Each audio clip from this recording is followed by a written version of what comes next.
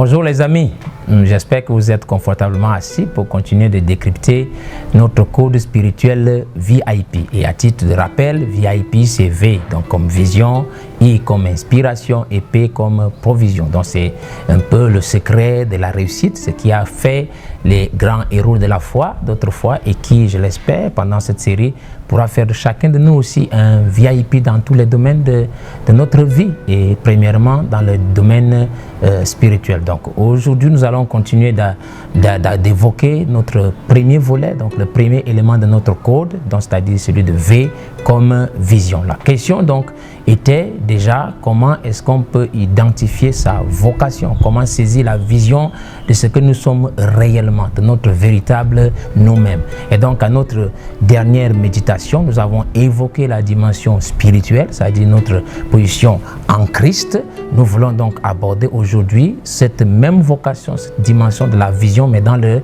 naturel. Ça veut dire en d'autres termes, comment cette vocation se décline, comment elle se dévoile, comment elle se matérialise dans le naturel. C'est-à-dire ce que les hommes voient, qui permet d'indiquer que ceci est votre vocation. Et donc pour répondre à cela, je vais vous inviter à quelques paroles de Jésus. C'est dans Luc, je crois, chapitre 16, versets 10 à 12, que je m'en vais vous lire.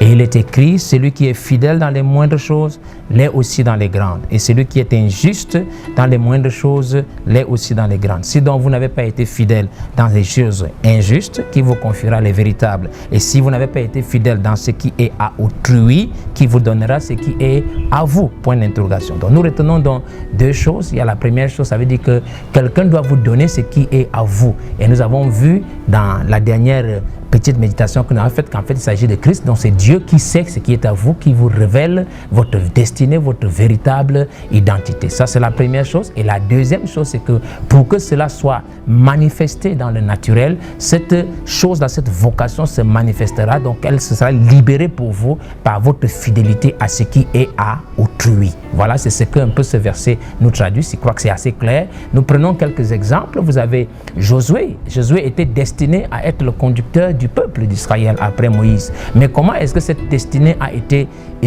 déclinée? Comment est-ce que ça s'est manifesté dans le naturel? On voyait son service fidèle, son service désintéressé à la cause que Moïse soutenait, par exemple. Si vous prenez aussi même un cas comme David, David était appelé à être roi, c'est-à-dire que le berger d'Israël, mais on pouvait déjà l'identifier dans le naturel par son soin, le soin qu'il avait, un soin excellent, un soin fidèle aux brebis de son père, jusqu'à aller même au risque de sa propre vie. Imaginez-vous un jeune garçon qui va attaquer un lion juste parce que, ou un ours parce qu'il veut défendre une brebis. Je crois que nous pouvons aussi le voir traduit même dans le prophète Élisée qui devait être prophète à la place d'Élie. Nous le voyons déjà, c'était indiqué dans le naturel. Nous voyons déjà ces quelques signes, ces indicateurs-là par le service, la manière dont il pouvait fidèlement tracer un sillon quand il labourait les champs de son père. Et donc, qu'est-ce que nous pouvons donc dire en résumé? Comment est-ce qu'on identifie, comment notre vocation parfois est déterminée? Je crois qu'on peut conclure à partir des éléments que nous avons eus là,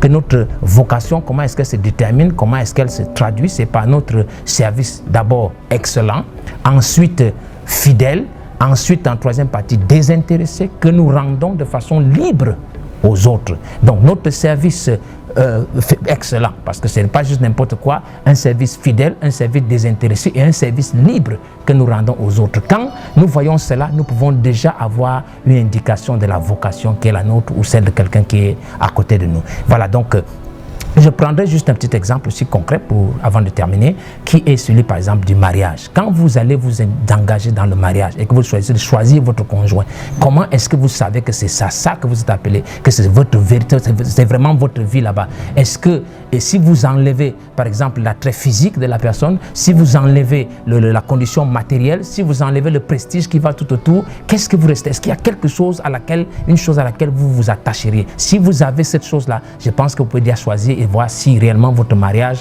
est celui que vous avez actuellement ou que vous comptez avoir, c'est ce à quoi vous êtes appelé. Donc avant de nous quitter, je vous laisserai méditer sur cette question que je vais vous poser, avant qu'on ne se sépare bien entendu, c'est est-ce que vous pouvez savoir en quoi, à quoi et à qui vous êtes fidèle. Si vous avez la possibilité de réfléchir, pensez à ça. En quoi, à quoi et à qui êtes-vous fidèle maintenant? Si vous trouvez une réponse à cela, je crois que vous pourrez trouver une réponse de savoir quelle est votre véritable vocation, rien qu'à partir du naturel. Donc, restez avec nous. Je crois de tout mon cœur que le meilleur reste à venir. Entre-temps, que le Seigneur vous comble de ses riches bénédictions. Shalom.